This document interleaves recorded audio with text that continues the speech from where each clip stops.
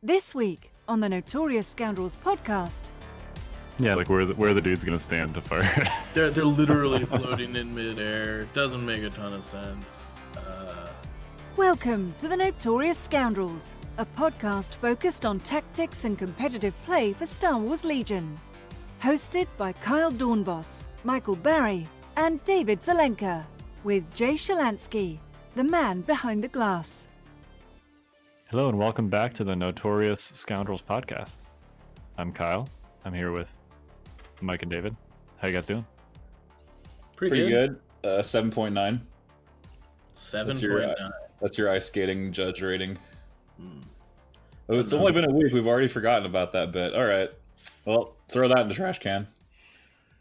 I have like less than a 24-hour memory. I literally don't know what you're talking about right now. Could you enlighten That's us? horrifying. Now I'm interested. Quality podcast we put on here. All right, let's keep going. Come on. Okay. So All right. we're going to talk about a couple things today. There were a slew of forum rulings that got posted to the official FFG rules forum. So we'll talk briefly about a couple of those, some of the more relevant ones to the competitive scene. We're going to talk about dewbacks because those finally came out on the correctly sized bases. And then we're also, if we have time, going to talk about Operative Luke and the Operative Luke / FD Cannon / Triple Sniper Foundation for a list, which is basically my Invader League list, which we've talked in brief on various casts before, but never really in detail. So He talks like we're not going to get to it, but like This time it's going to happen. well, we only have, so this is going to be a short cast because we only have about 40 minutes. So Start your watches, everybody. yeah, we'll see. All right, let's get right into forum rulings.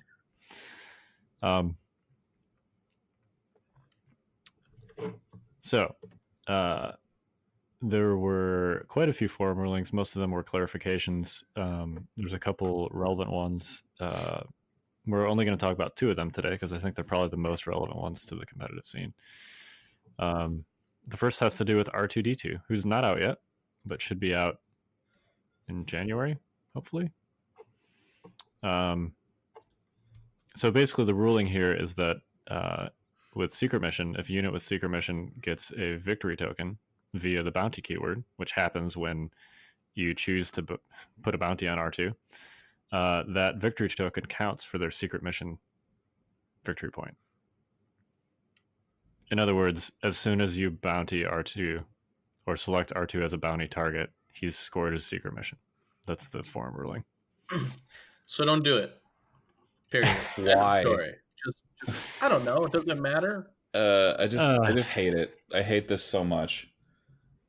I mean, It makes no thematic sense to me. Yeah. Like, I get if you want to make R2 like immune to bounty because he's a random droid. If that's the intent, just do that. I mean, I don't know. For one, it makes no thematic sense that it's like mission accomplished for R2 as soon as he gets targeted by a bounty hunter. It's like, what is Bosk like launching the data disk out of his rifle at R2 or something? As soon as, I don't. Anyway, I mean, you could make the argument that he's like being distracting or something. I mean, distract is printed on one of their unit cards, right? Yeah, I guess. I don't know. Anyway, but I think more importantly, like there are. So just a PSA for those that have no idea what we're talking about. On the FFG official forums, there is a rules subforum, and in that subforum is a sticky thread with a bunch of like official FAQ from FFG.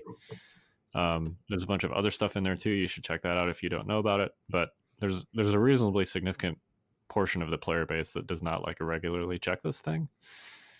And I'm just picturing a situation where like somebody shows up to a local tournament or something, and you know they're playing Bosk or Boba Fett, and they're like, "I'm gonna bounty R2," and their opponent's like, "All right," and then they start the game, and their opponent's like, "So I got a victory point. Thanks for the game." Like, the person's like, what? You know? like you hope that people aren't going to do that, right? You'd hope that when that the player with the bounty hunter says, "I'm going to bounty R2," the R2 player is like, "Are you sure?" Because you know that he gets a secret mission victory point when you do that. Like, I'm sure that will happen most of the time, but you know, unfortunately, there are definitely people that are going to be like, "All right," Yeah. Go ahead. I mean, if it's high command or worlds, I mean, my answer is okay, right? I mean, maybe that's a feel bad, but frankly, you should know what your card does and the relevant. Like, sure. I guess my point is like if the intent is to make him immune to bounty, which is functionally what you're doing here, just do that. Yeah, just say you can't put Say a you bounty can't on bounty it. R2. like, what does that look like? Like, how do you functionally put that into the rules? Just write it, make a bullet under secret mission that says that a unit with the secret mission keyword may not be selected by a bounty. Yeah, I think you just the bottom line here is don't bounty R2. Yep. At least until they reverse that, because that's just silly. Yep, and also check the forum for all the other stuff. The other quick one to mention is that emplacement troopers can now perform free actions when withdrawing, which means they can pivot. So no more locking up a mortar with your tauntaun in its front arc. I mean, you can still do that, but now they can actually withdraw from you just by taking that free pivot and then running away. So I think that's a great change. That was super necessary. It felt really lame if they couldn't run away. Yeah, it needed to be fixed.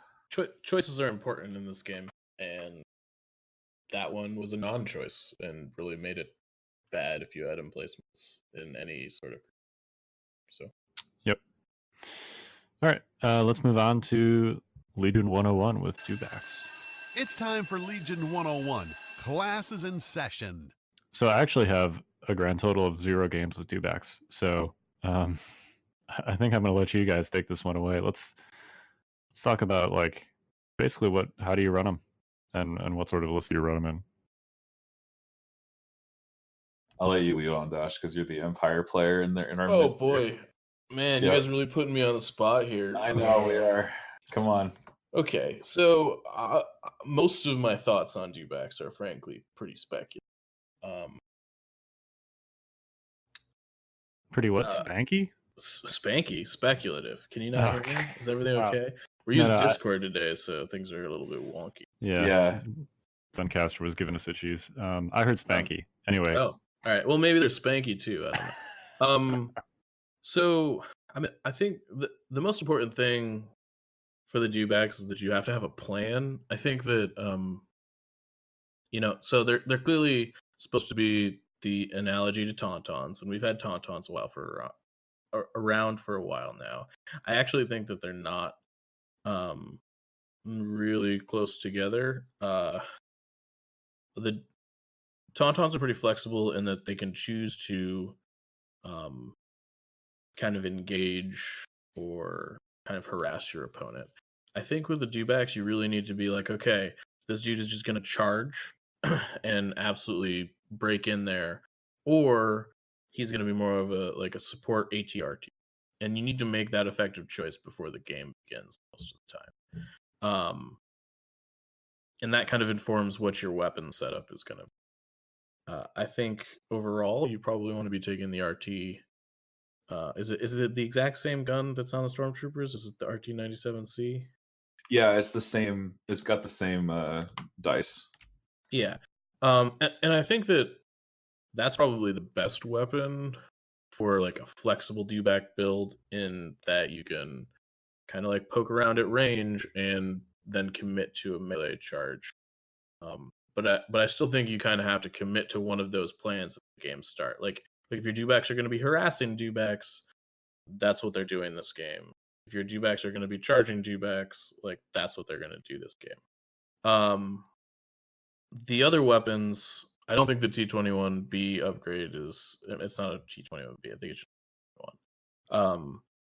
Is very good. I think it's it does both jobs kind of poorly, and the flamer is more of an all-in on the charge. And depending on what you're trying to do, it's necessary or unnecessary. I think if you're going with a janky new ways to motivate them, play turn 1 flame them in the face, it can probably be pretty good. But I think outside of that, it doesn't have a lot of scope. Like the flamer is not that much better than the melee attack against most units. Yeah, I was about to say, like, the flamer, man, it was so appealing when I first saw it in the article. The trouble that I have with it is it's really, you're paying 20 points for 6 inches of attack, which, it's good, but at the same time, going into melee in some ways does the same thing, and in some ways does more. It strips the cover. It ties people up. It's got a pretty good melee profile anyway. If you were running tenacity on your dues, your new ways to motivate them play is going to activate that too. And a single red die is a lot more reliable than a big pile of relatively crappy dice. I mean, the Dewback Flamers doesn't have the best dice. It's still a decent weapon, all told. Um, and also, of course, flamers go well with jammers. And I mean, the biggest difference that I can see between the flamer on the RT and the flamer on the Dewback is that Dewbacks have relentless, and so you're gonna get that flamer going, as long as you can land within 6 inches of something. So it's very easy to use in that sense, sort of like the Snow Trooper flamer is. Um, the trouble is, if you use it against like white save units, you're okay. It's got the same problem all flamers do, is that flamers can bounce, so to speak. And like even then, if there's like Guardian nearby, flamers have their own issues. And Yeah, currently, it's tough to Guardian. I think there's only one unit in the game. No, two if you have the command card that can Guardian out of melee, and that's specifically the Clone Wars generals can Guardian in melee. So melee has a big advantage there in that you can't split the pool up. Like if you want to direct this attack against this unit, you're going to get that if you go into melee. But you have to move 6 inches further, which is the trouble. yeah, it's worth noting that the like sorry about the barbecue has kind of a very hidden uh thing about it. It's not super hidden, but like you kind of take it for granted. In that like the ATRTs have the actual armor keyword. So when they run up there and flame something, like they could take quite a few shots if your opponent doesn't have a lot of impact before they die. Dewbacks have the basically late cover, and that's not super great. Well, and the ATR2 version is also what, like 35 points cheaper? It is, yeah. That's another thing to consider. Like you're not spending an 110, 120 point unit on just throwing it in there. Now, that said, their threat range is the ATRT's threat range is considerably shorter because they don't have relentless or steady, and of course, Dewbacks have relentless. But they have the same base size, and when they spur, the same move speed. So, you're getting like an extra, what is that, like 7 inches of threat range out of the Dewback Flamer, and you Roughly, can also yeah. do like Flamer Peekaboo, like Snows can, except with a bigger base and a longer move tool. But is that worth 110 points? Is the question. Yeah, I mean, I think overall the answer to that question is probably no. I mean, like the things you can take for 110 points on the Imperial side of the coin, like, okay, I could have Death Troopers or a Dewback. I think I take Death Troopers most of the time. Yeah, I think you take DTs. I think if you're worried about droids, the Flame Dew is pretty darn interesting because that's 14 to 16 dice. Yeah, and then you could probably run in a jammer on it too, which is doubly helpful. But yeah, like if you end up in an Empire mirror and you're going up against Shores or Vader or Palpatine or something like that, rolling 5 blacks and 5 whites against red dice saves is not going to be super profitable. Yeah. Overall, I think it's just it's pretty inefficient at what it does most of the time. That's not to say that it can't be good, but you really have to like get it on a game plan and get it where it needs to go. It's also worth noting that it's way more susceptible to suppression than Tauntauns are. Why is that? 'Cause Well, it's Spur? for twofold. The first is that uh, spur, yeah, and then the second is that there's not really a cheap. Not there's not really there isn't a cheap Imperial commander that allows you to get to Purge 3 to prevent panic. So you're looking at a panic bubble of 4, unless you're running it with Vader or Palpatine, which I think is sort of questionable in and of itself, um, just because of how expensive it is. But like, even with endurance, if double spurring a return is really dangerous with dewbacks. If your opponent can get shots off. Yeah, and if you panic, you have to Spur. Yeah, it's like once you're panicked, you're kind of screwed and dead in the water, With that being said, I think that that's a good reason to avoid hostile environment if you're playing dewbacks. You should probably just eliminate it out of your deck. It's notable that it's really hard to get them to touch a terrain piece because their front head sticks so far out over the model that they can't actually base to base it, um, like a building or something like that. So that can be kind of tough. Yeah, and actually, Yeah, that's an interesting discussion point, perhaps separately for another cast, because there are other models that have this issue too. We've basically been told by FFG to like kind of make it work and pretend that their head or tail or whatever is not sticking out over the base, but like in practice, that's kind of difficult. Yeah, and I think when it comes down to specifically like hostile environment, that's sort of problematic.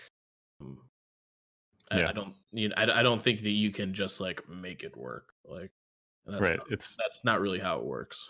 Yeah, you can't just be like, well, my Tauntaun can lick this wall, so it counts for hostile environment. Yeah, because the Yeah. facing of the model is incredibly important. Yep. I was just looking at their unit card, and I didn't realize that the Razor Claws and the Shock Prod have critical too. So that's definitely a point in their favor. Yeah, I think the melee attack is perfectly serviceable. Yeah, plus they have suppressive in melee, which is also pretty nice because you can stomp one miniature in the unit and then hit them with a shock prod for another suppression. But that's pretty good. They also have armor 1 and they have red dice, and if you put a face up on them, maybe you're triggering aggressive tactics there. So I think if you set them up, I don't know, I don't want to say correctly because there's no correct way to play these things yet because they're so darn new. Yeah. But you can I can definitely see situations where you can set them up to be extremely hard to dislodge once they're in melee. And they are just like, they seem like a really good tar pit because they don't die easily. They're a single model unit that's rather large. They have 6 health and they can take a jammer. So it's pretty hard to actually get rid of them once they're in. Yeah, I mean, you definitely have to get them there first. I think it's you do have to be a little bit careful getting them there because they are very susceptible at taking a lot of damage on the way. Specifically against like other like dewbacks are not good against Imperials. They're gonna put a ton of suppression down on you. They have a lot of impact built into their lists already. They have a huge range advantage.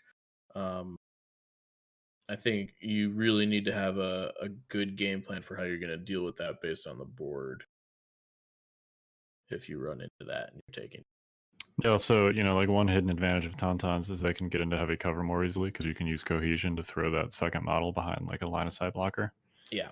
Dewbacks don't have that ability, so it's notable that if you do get them behind heavy cover, armor 1 becomes like much better than agile. But that generally isn't the case just because you can't get them into cover. Yep. So what do you think you run these? You're either running with the RT97 or you run them with tenacity and just go full melee. I think really you like have the to full run melee. endurance. Yeah, because of spur. I don't think it's I mean, like I think on Vader, like there's a choice just because the spur is like a bit less necessary once you're stuck in. The thing is that if The other thing is that like Courage 3 is just so much different than Courage 2. Yeah, I think even if you're the thing is if you're reduced to one action on the dewbacks, it's actually really painful. Yeah, I think if you're running them with Vader, you can probably do tenacity, but otherwise you got to do endurance. Yeah, and you definitely want strict orders if you've got a commander with a command slot. Yeah, endurance and strict should be enough to keep these guys pretty free. They can use spur quite liberally if that's the case. Yeah, I think it's also worth noting that I think they're particularly like if you're gonna run them with anybody right now, I would personally choose Veers, just because Imperial Discipline is like a really good get out of jail free card when it comes to the suppression bit with the dewbacks. If you get into a bad spot, you can Imperial Discipline and kind of reset yourself. So that's worth noting. I would love to see how well they screen for short troopers against tauntauns.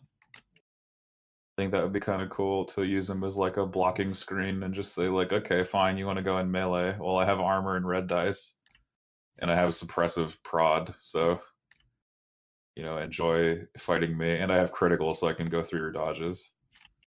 Seems good to me. For the dewback, that is. Yeah, I mean, I think Ram makes that interaction interesting, just because the Tauntauns almost don't care about the armor. I mean, they'll still care, right? Yeah, because armor 1 almost always cancels a hit unless your dice pool is really small. Yeah, I mean, it's essentially going to change like 6 down to 5 or 5 down to 4 most of the time. Yep. Which is not nothing. I'm not sure the effective damage going back the other way is that much different. And they're going to have 2 dodge tokens, which is much better than armor 1 melee. Right. The hope there is that you roll like a natural crit and a couple surges or something and just say, okay, well, you're going to have to take 3, even though you have 2 dodges. Yeah. That's the prayer. You weather the ram and then you go first next turn, which Imperials do have a lot of good tools for, especially in Krennic lists. Yeah, Krennic dues, cunning with a deploy or something like that. That'd be kind of fun. Well, and as far as Krennic is concerned, it's notable that standby tokens are pretty difficult to strip in melee. So, if you can deploy the garrison and do back after they're stuck in, that's almost certainly going to be just like a straight up extra attack. Yeah, I mean, I'm digging that. With that being said, it's notable that their melee attack is one of the few melee attacks that can actually deal with an opposing stand, like deploy the garrison. Yep, with suppressive, yeah. I think the only other suppressive melee attack in the game is Jin, and we don't see Jin hardly ever at the highest level. Yeah, I think that's true. I think it's accurate, yeah. R2's little shock thing might be suppressive, I don't remember. Oh, you know what? You're right. Never mind. Not that ever comes into play. Well, R2's in melee. You done messed up. Yeah, I've seen R2 kill some rebels in my time. I'll just say that. All right, you guys got anything else on G's? No, I think we've hit all the bases. I am looking forward to seeing them because they're new and a big model, and they probably look amazing if you paint them really nice. But otherwise, I think we've covered all the bases strategically. Yeah, I'm not sure that there's a ton else to talk about until I personally have started to put them on the table, and I'm not even sure how much I'm going to mess around with that, to be honest. Are we just writing off the crit gun before we leave the 221? Is it just too risky? I mean, it's 10 points, which is it's the cheapest gun you can give them. Like, I could see if you're running the melee version and you're like, well, I guess they need a gun. I mean, that's probably the one you pick. Yeah, I mean, I think that's probably the only reason you're taking it. I do think that they need a gun. I think the RT is probably better, but yeah, you run into that whole giving something that already has surge to hit critical, which is the problem veterans have. So like, how much does it increase your offense really is always the question. Yeah, I mean, the answer is that it's a lot better against heavy cover. Right. but when you're only using it once, maybe twice a game because you're trying to charge something. I mean, functionally, it's like a T21, but with worse dice and no free aim tokens and shorter range. But it's only 10 Sorry, points. T21B. And Yeah, it's only 10. And it also converts a surge, whereas the base profile does not. Right, yeah, but So higher ceiling, but a much lower floor and crappier range. I think so. I don't know. It could turn out that it's amazing. We'll see. Yeah, I mean, you could just get the god roll and be like, "Oh, here's a crit and 3 surges, and guess what? You're taking 4 hits through cover for my 10 points." Like, but that's rare. You know, it's super rare. You know what I will say is that so Jay and I played a game that hopefully will go up on YouTube sometime soon over the weekend, and he played Pin Down again on my Master of Evil turn. And I'm not gonna say how that ended up going because I think it's interesting and fun. But it's worth noting that Pin Down works in melee, so it's a kind of unique interaction and a kind of cool way to use the dewbacks that way too. Right, because they're a support unit, so you can actually flip tokens with Pin Down. That's great. Yeah, you can just throw them back in their bag, you know. So it's like double the fall. Yeah, I mean, you still have to win priority for it to be helpful. Right. It can miss basically because you're in melee. So yeah. And if you're running a jammer anyway, chances are you've already denied them that token. That's accurate. All right. Well, shall we move on to Mr. Luke Skywalker? Yeah, let's do it. Op Luke is OP.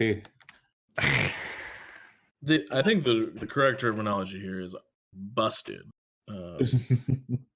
He's good. I mean, so he's not even out yet, but at least officially. Of course, we've been using him in Invader League. He is very proxyable because all of his rules are out there. In fact, his unit card and command cards are also out there now with primes happening. And it's super easy to just use like the normal Luke model for him. So for folks that are not on TTS and want to play around with him, obviously that's pretty easy to do. I recommend it. It's really fun. He's real good. So this is it's full of information, this segment. Yeah, I mean, I think so. After he comes out, we'll do like a proper full like Legion 101 section on Operative Luke. Since we have somewhat limited time, and this section is our competitive section, and some stuff recently happened in Invader League that's relevant. I think we'll probably just focus today on like the Operative Luke triple sniper FD turret list foundation, and how that works. And then at some point after he actually comes out, we'll do like a full blown Legion 101. Here's how to Operative Luke kind of thing. I'm pretty sure that starts and ends with play him, right? Come on, he's not like autopilot. Okay, all right. Yeah, he is not in fact step 1 aim, step 2 shoot. That is true.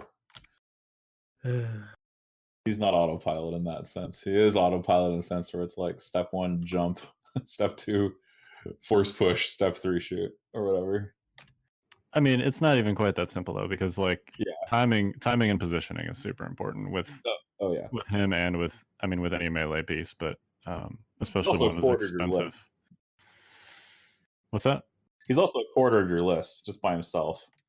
So like if you want to get any kind of activation count rolling, you got to take a bunch of cheap stuff. Thankfully, FD cannons and triple snipers are fairly cheap for what they do. Yeah, so the goal of the Luke FD triple sniper foundation is essentially to create like a range 5 advantage, right? You've got 4 units there that can shoot range 5. And then presumably the rest of your army is some kind of like range 3 situation because rebels have basically that as far as options are concerned outside of snipers and the FD. DLT-20. Yeah, soon they will have the DLT-20. But even that at that range, like you're in that range 3 to 4 band, you're going to be at a strong disadvantage to any sort of dedicated gunline list like an Empire Shoreline. So ideally you want to keep them either at range 5, or you want to force them to kind of like come up into Luke's threat range, which is the whole point of this combination. Right, that range 5 pressure, is going to force your opponent to play the game essentially and engage you. Heaven forbid they play the game. I'm sorry. That's my very cynical approach to wargaming talking. Please continue. No. I think you're right. That's good. The point is, like, you want to set up a situation, and this works if you have terrain with line of sight blockers in the right places, and if you successfully orchestrate turn 0. My cat likes operative Luke also. You want to create a situation where if your opponent wants to move up to engage you at range 3 or 4, like engage the main body of your force, they're putting themselves within jump range of Luke. And that's doable if during turn 0, you pick the right deployment and objectives, and they end up in the right places relative to the line of sight blockers, basically. Right, and we've seen in your Invader League game how much pressure operative Luke can exert when stationed behind a jumpable piece of line of sight blocking terrain that happens to be near an objective. Your opponent basically now has to choose: do I allow operative Luke to charge me, or do I just lose because I didn't complete my objective? Yeah, he's really good specifically on Evaporators. So I played against Zero Moon in the top 8 game on Friday, and we played Evaporators. And there was we played this map with like a sort of like maybe like an 8-inch long wall. Yeah, it was like a fence looking thing. Fence near the middle of the table. So I actually, since it's TTS, I scouted this map a little bit in advance. And some of the boards on the fence were tall enough to hide him, and some of them were not. Right, so you had to you had the luxury of picking the correct board. Correct. Yeah. Behind. Right. But anyway, Zero Moon put one of his Evaporators, basically like close enough to this wall that I could threaten it from the other side with Luke. So that's what I did. You're basically capitalizing on an error, right? At that point. Yeah, and that's what Legion is, though, right? Like, I think all of Legion is like, ultimately, there's no such thing as a mistake-free game, right? Like, both players will make multiple mistakes over the course of the game, and it's important just to figure out what those are and capitalize them. Yeah. And Operative Luke specifically is very good at capitalizing on an objective that is close enough for him to threaten without actually, like, I don't think I even went in and meleeed anything until turn 3 or 4. Yeah, and even then you were doing things like, I let my shore troopers be in a place where Luke could yank them around a corner and then engage them safely. There was, speaking of capitalizing on mistakes, right? It was sort of like, actually, I don't even have to follow through on the original threat that I made if you misplaced this other unit. Now I can just move over here instead, drag you around a corner with a force push, and then tie you up and kill you, in relative safety. Yeah, so this is a tactic that's good on all force users that are reasonably fast.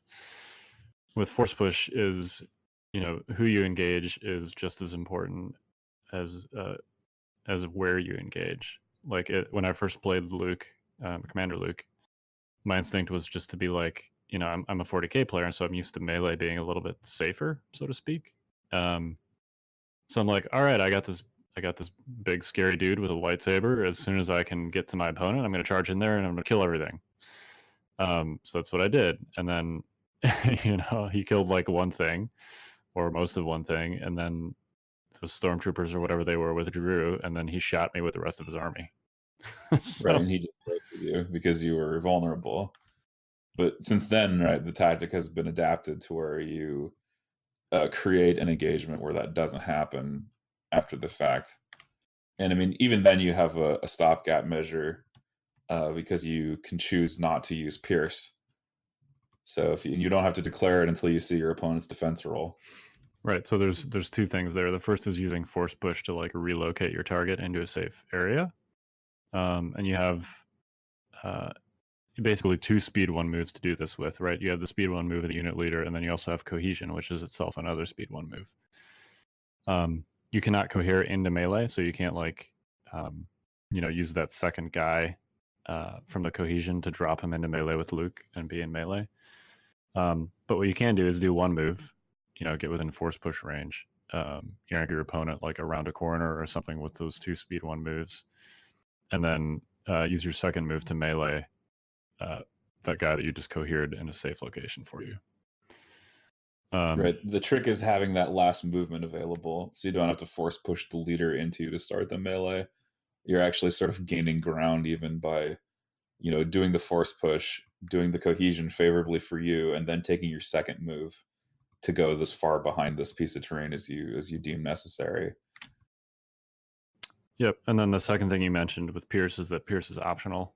We've mentioned this before on the cast, I think. Long time ago. If you want to not wipe a unit, which is sometimes the case, like it's often a good idea to charge units that have activated already because they can't withdraw from you.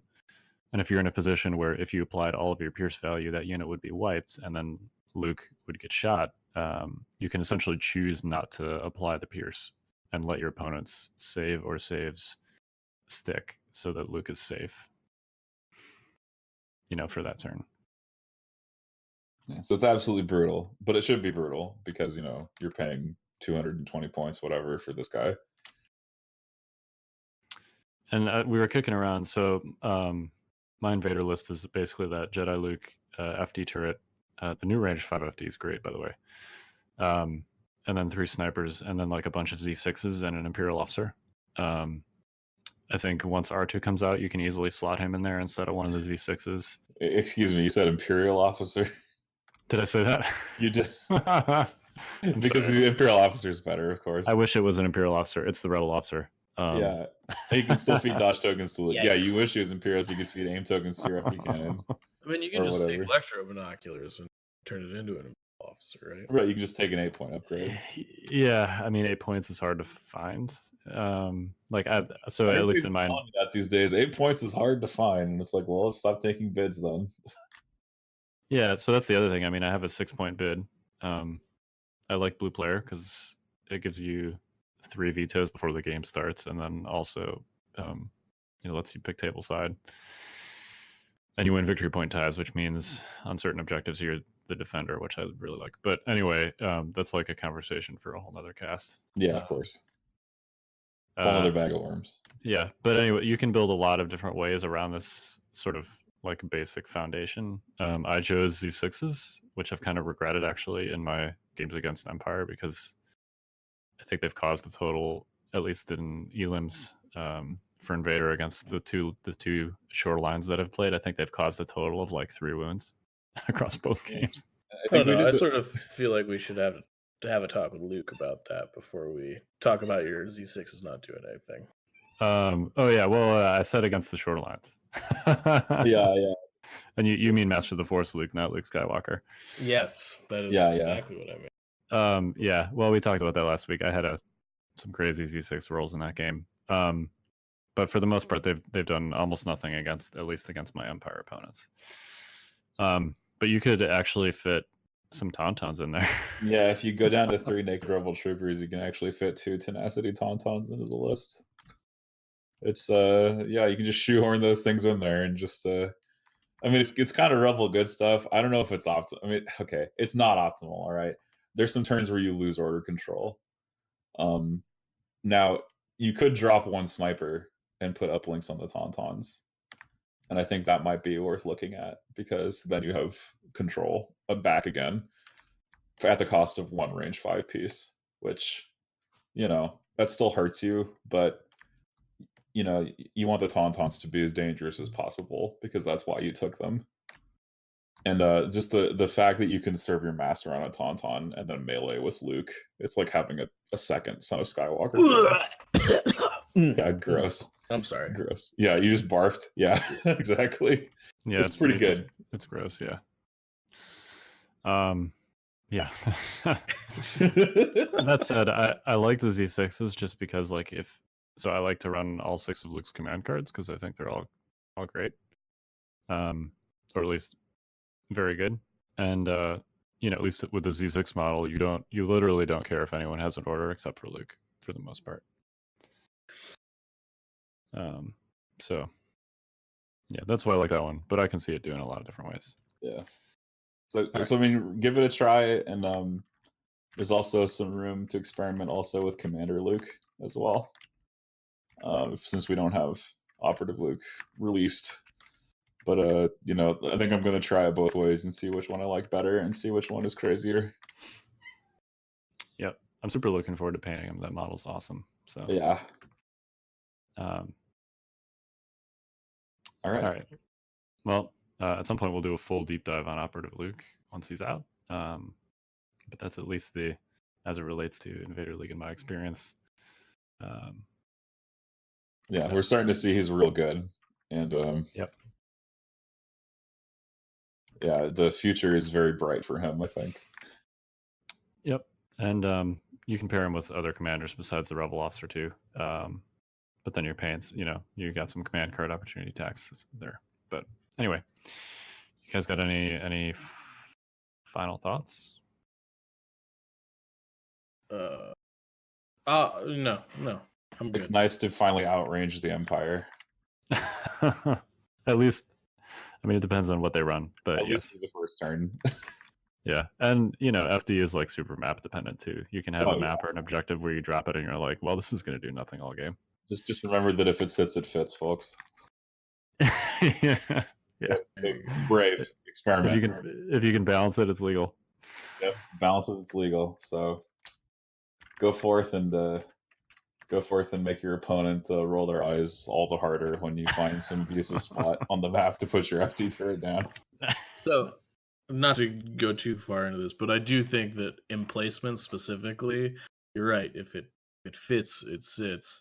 I think it has to act. I would prefer that those things actually have to have the space to fit wherever they go. Yeah, you can get some pretty silly placements. Yeah. I saw some stupid pictures of it like sitting on a turret on like a pillar that's like 20% of its base size. It's like balanced. No, it's good. Yeah, like that's kind of like the pillar is narrower than the actual turret on the base. Like, like where the dude's gonna stand to fire. they're literally floating in midair. Doesn't make a ton of sense. Yeah. It's definitely a case where it's like this made sense when we ruled it this way at the time because it was punishing repulsors too heavily. Yeah, I think it just needs to be like a bullet point on like emplacements. I think is fine, And probably vehicles too, because in theory you could put like a tank or an ATST on some of the similarly ridiculous positions. Yeah, and if they balance, then they're good to go. Yep. Yeah, I mean, repulsors can like not have to deal with that. That's fine. Yep. That makes sense. Yeah, I'm totally kosher with repulsors doing that. But things that don't fly probably should do that. Yep, I think it's fine with small base troopers too, because they have tiny feet. Okay. All right. Anyway, that's the reasoning behind this. Yeah. Okay. Wow. Tiny feet. All right, you heard it here first. You could say that they have a small footprint compared to the FD cannon. Oh, okay. Okay. We need a rim shot drop, Jay. Good night, everybody. All right. Just borrow that from the Animaniacs. Yeah. All right. Well, we are the Notorious Scoundrels. I'm Kyle. I'm Mike. I'm David. Join us next week for another episode of the Notorious Scoundrels. This has been a 5th Trooper production.